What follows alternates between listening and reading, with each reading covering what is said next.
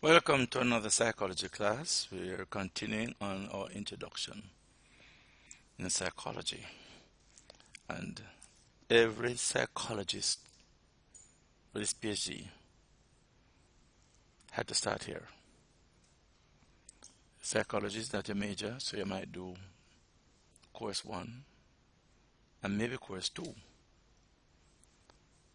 But you're certain of course 1, which is Introduction to Psychology. Course 2 will be optional. So you can choose it. You don't have to choose it. But course 1 is required. Course 1, Psychology. Let's pause a prayer. Father in heaven, thank you for today. Thank you for your mercy and grace toward us.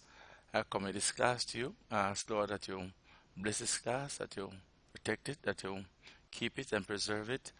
And I pray your will be done. In the precious name I pray. Amen. Now, we're going to look briefly on cognitive approach and its pervasive influence. In a sense, the opposite directions taken by the strict behaviorists and the introspectionists were like the efforts of a gunner who first aims too far to the left, next too far to the right, and then with the target bracketed scores a direct hit. So it's like a learner. But that is all it is. A lot of these theories and information put out, they are. Remember that learning continues and research continues. Research continues. So, but there are certain basics that will not change. Details will change as new information is unearthed. But the basics will not change. Fundamentals will not change. So it says that these directions of the behaviorists and introspectionists are like a gunner who first aims, and I would take it that is a trainee gunner, and then it was aimed at too far left and then too far right, and so he kept missing. And then finally, he was able to hit the target directly. Both schools of thought were wide of the mark, yet both were essential to the growth of psychology into its present form. Wide of the mark. Many aspects of mental life have been drawn back into the field of study. And in recent years, psychologists have been exploring language, thinking and memory, as well as emotions, motives, and processes related to social interaction.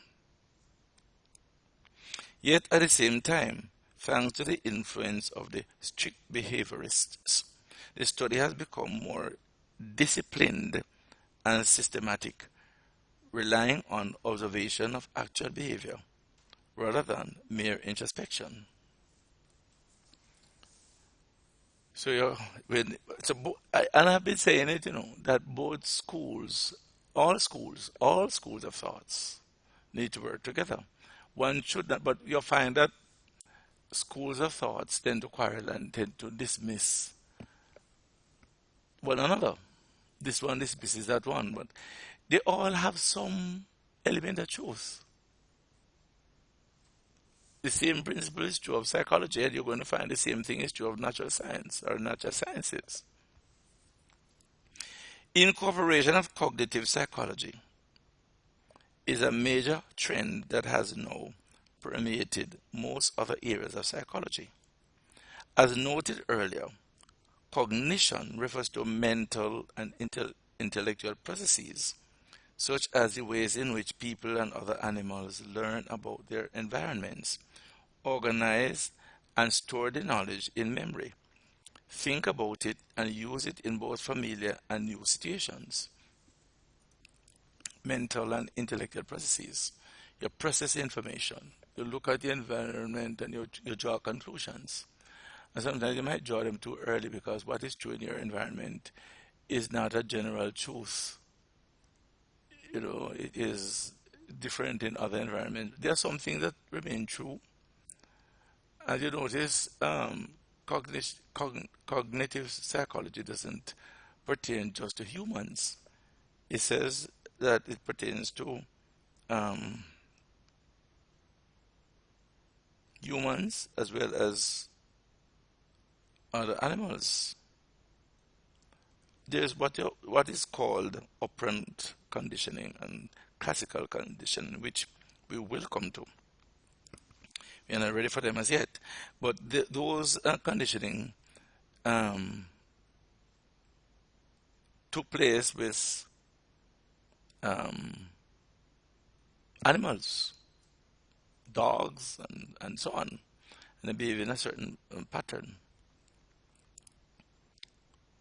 and much of cognitive psychology is based on the information processing model, a concept that originated in the work of computer science pioneers Alan Newell and Herbert Simon.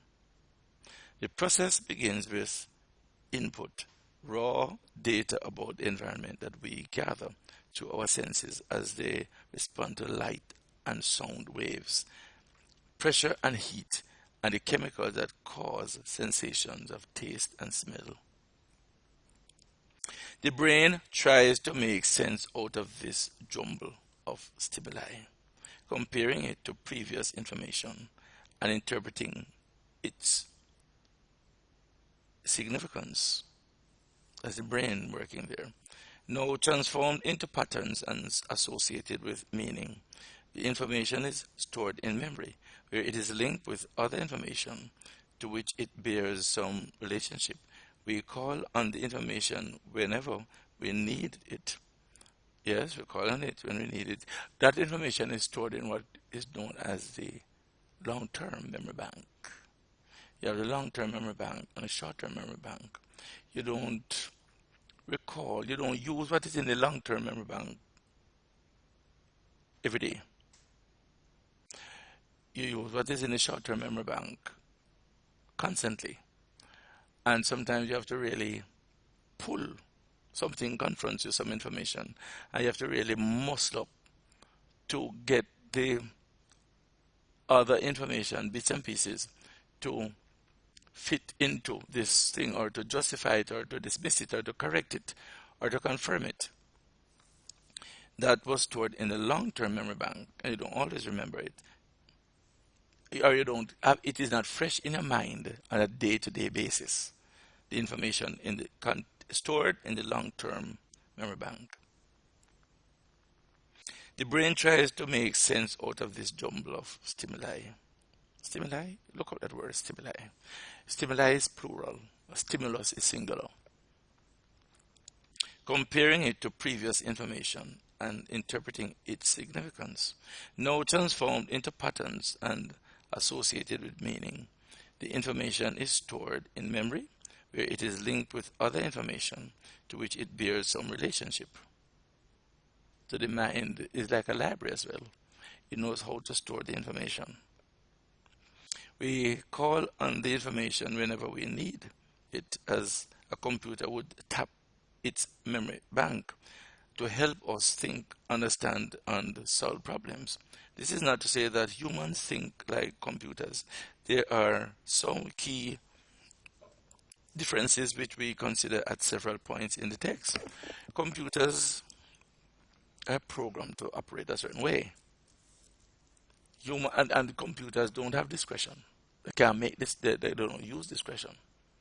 If this looks like this, it will store it together. It has a certain information stored, and you have something similar, it's going to link it with that. I've seen it. That's how the computer works. But humans can make this discretion, can use discretion.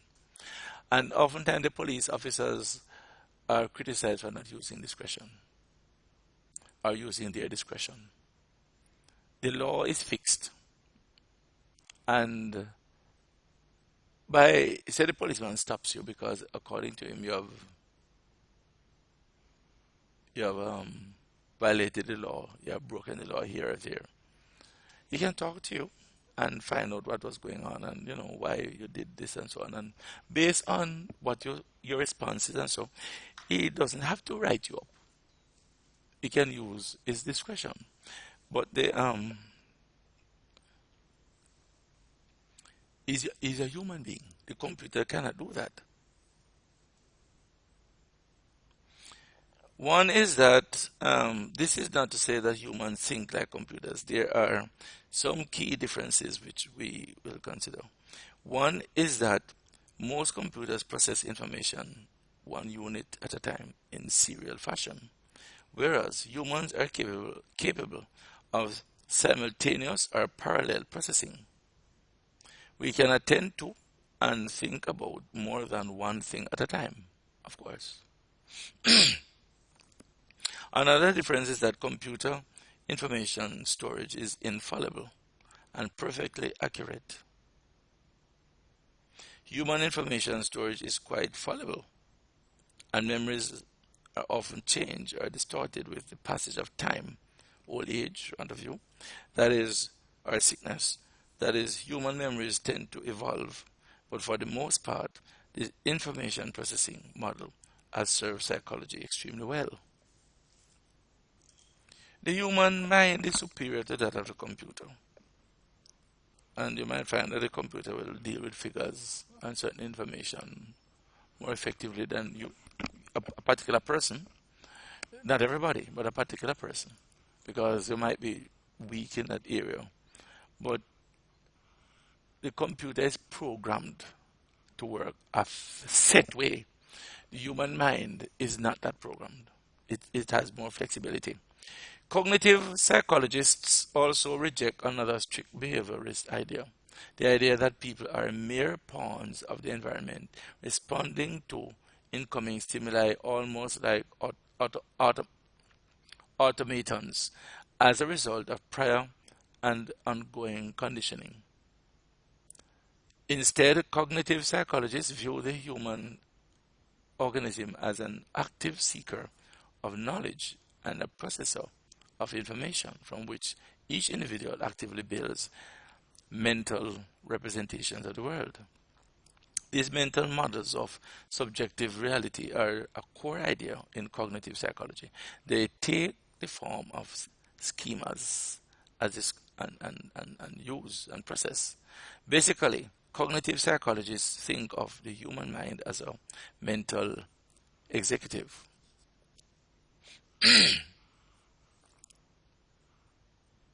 that organizes stimuli into perceptual patterns.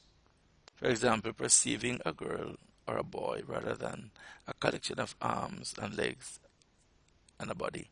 This view is analogous to the perspective of the gestalists. The mind then makes comparisons and processes the information it receives into new forms and categories. It discovers meanings and uses its stored knowledge to find new principles that aid in constructive thinking, making judgments and decisions, and determining appropriate behavior. These ideas have influenced most of today's psychologists in one way or another in all branches of the science, from the study of the senses to neuroscience and psychotherapy. It is worth remembering that although the cognitive revolution in psychology first became apparent in the 1960s, the cognitive revolution in psychology first became apparent in the 1960s. Early versions of cognitive psychology have been around for much longer, working quietly and sometimes not so quietly in the shadow of strict behaviorism. And as noted earlier, the gestalists were cognitive psychologists, though with different perspectives, and methods. Standard, I want you to look up and in your reflection, give me a paragraph on the gestalists. Give me also a paragraph on the cognitive psychologists, and give me a paragraph on the behaviorist psychologists.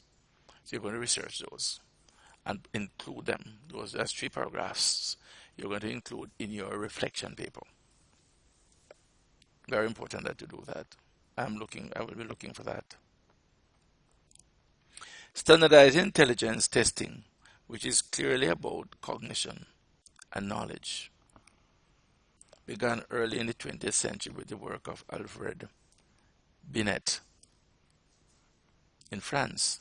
And it is important that cognition or cognitive whatever does not have to do with just knowledge itself. You notice there's a distinction being made between knowledge and cognition. Because cognition has to do with the mental and intellectual processing of information. The process information, that process that deal with information and deal with it gathers the information at this that come to the mind and process them, seek to sort them out for them to make sense. There is such a thing as cognitive dissonance. There's such a thing as that. And if the information is mixed up, dissonance has to do with confusion and derailing and so on.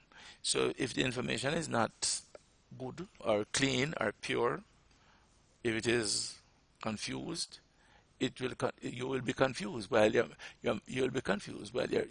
mind is seeking to process the information. Cognitive dissonance. But we'll come back to that.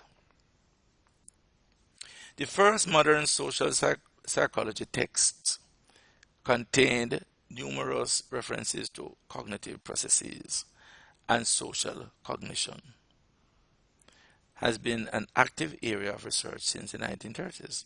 Industrial organizational psychology, with its focus on workers' thinking and how it pertains to a job permanence, has always been concerned with cognitive processes. Other early cognitive psychologists were Jean Piaget of Switzerland and Lev Vygotsky of Russia, whose research on cognitive development in children became influential in the 1930s and remains so today. Finally, in the heyday of strict behaviorism, there were staunch opponents who were determined to tear down the prohibition against the study of cognitive processes. Notable among these was Edward Tolman, who devised clever experiments demonstrating that even the behavior of laboratory rats cannot be understood or predicted solely in terms of SR conditioning.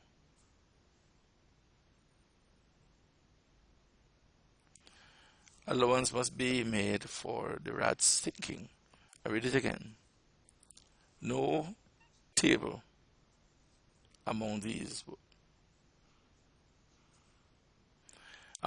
was Edward Tolman, who devised clever experiments demonstrating that even the behavior of laboratory rats cannot be understood or predicted solely in terms of SR conditioning. All right?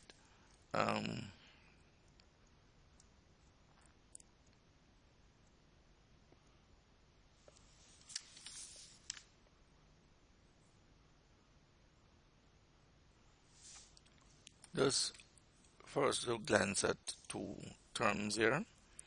In psychology, among psychologists today are a growing number who work in an area called psychobiology. A great number of people working in psychobiology, or as some prefer, biological psychology. So you can be psychobiology or psychological or biological psychology, a general term for the study of how various facets of behavior are associated with processes in the body. Highly active among them are psychologists who focus directly on brain functioning and physical or psychological behavior and work in the areas of cognitive and behavioral neuroscience. Look up neuroscience and also include it. That would be the fourth paragraph. The paragraph could be 4 sentences, but neuroscience. References to their findings appear throughout the text. For example, in descriptions of studies of the psychological functions of various areas of the brain, the influence of brain chemistry and emotions and motives, the role of genetics in human development, how hormonal changes affect the adjustment of adolescents, the bodily changes associated with stress and the use of drugs to alleviate anxiety and depression. The science of psychology is based on the assumption that all behavior is rooted in some way in the activity of the brain and nervous system. Even Skinner acknowledges. Indeed, advances in brain research have led some scientists to conclude that everything we experience and do will one day be explained by the operations of the brain. That is, if you live. It is unlikely that neuroscience alone will ever supplant psychology. For one thing, the workings of the brain are so complex as to defy complete understanding, and thus the brain will always retain some, perhaps many, of its mysteries.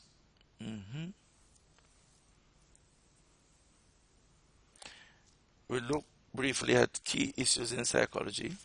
Yesterday and today, key issues.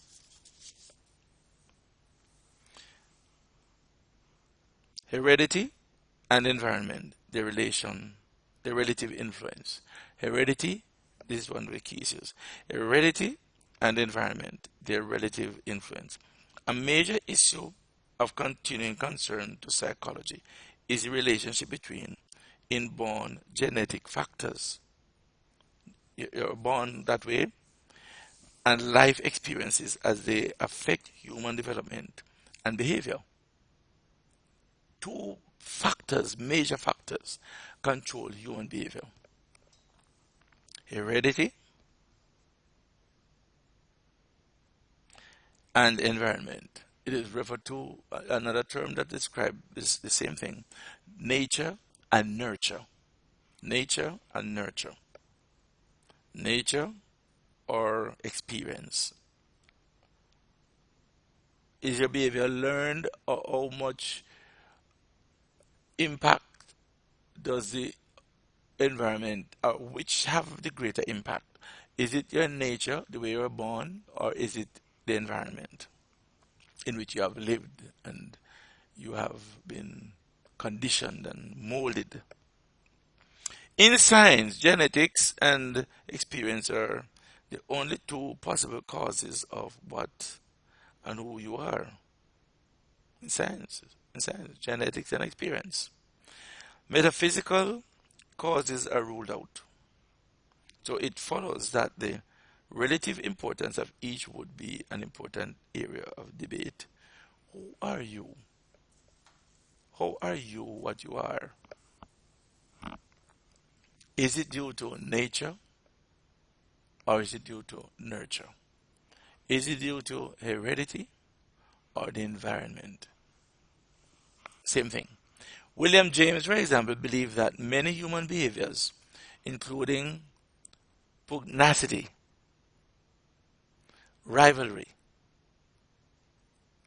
sociability, shyness, curiosity, acquisitiveness, and love, are regulated to a great extent by powerful instincts present at birth.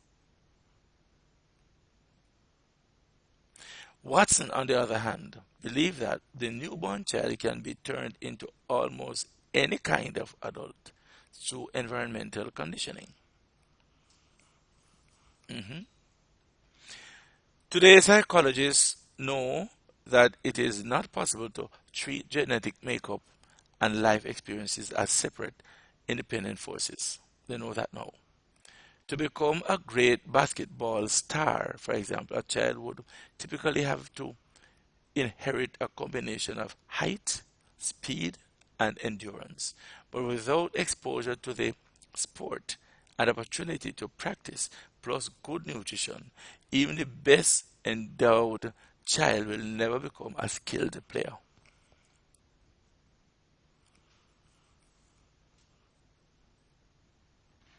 And you can see why some people have been set back. We have met people in our everyday um, walk in the community, in the town, on the streets. And when you listen to them or you see them at work, you realize that even though they are not educated, there are certain things about them that make them not ordinary. You might not be able to identify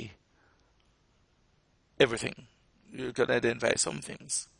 And that is due to the fact that they were born endowed with certain abilities and capacities, but they were denied the opportunities to develop them. Poverty, hardship, and so on. We have many of them out there, and people call them different names. There is this man, and I've known more than one person to have been called that name or given that label. Obia. Obia has to do with witchcraft and things. But well, the label is not saying the person is working Obia or working witchcraft. The label is given to the person because the person has some mysterious things about him. And he talks a kind of a sense that is not common, even though he's not educated. So he has earned that title. It is impossible when looking at a basketball hero to say exactly how much of his ability is due to what he inherited and how much to opportunities available in his environment. This issue, formerly cast as the nature-nurture controversy, has been resolved to some extent. Resolved in the sense that psychologists and experts now recognize that these two major factors exist and they impact and mold the lives of people. To that extent, it has been resolved. It is now commonly accepted that heredity and environment, the modern terms, operate in interaction rather than in opposition. They interact, they don't oppose. However, this acknowledgement by no means ended the debate. If anything, it intensified it. One psychologist stopped arguing in an either or manner. Either or manner. They turned to arguing about how much each contributes. Volumes of research have been published on the relative contributions of heredity and environment to just about every aspect of human development. Why is this an important issue? Except for possibilities raised by the new technologies for altering genes, one's genetic makeup is essentially fixed at the point of conception and is not subject to manipulation and change. On the other hand, the myriad learning experiences people begin having even prior to birth are not fixed and are highly subject to manipulation. For example, not much can be done to improve the intelligence of a child who was born with severe neurological impairments and consequent mental retardation, but a lot can be done to prevent neurologically normal children from becoming mentally retarded as a result of growing up in impoverished environments. Here, the question of how much is directly relevant. Suppose intelligence is determined 80% by genetics and only 20% by environment, as some argue. Then whatever we do to the environment to foster the best possible outcomes for children will have to be really good and to the point in order to have much effect, but we don't risk much.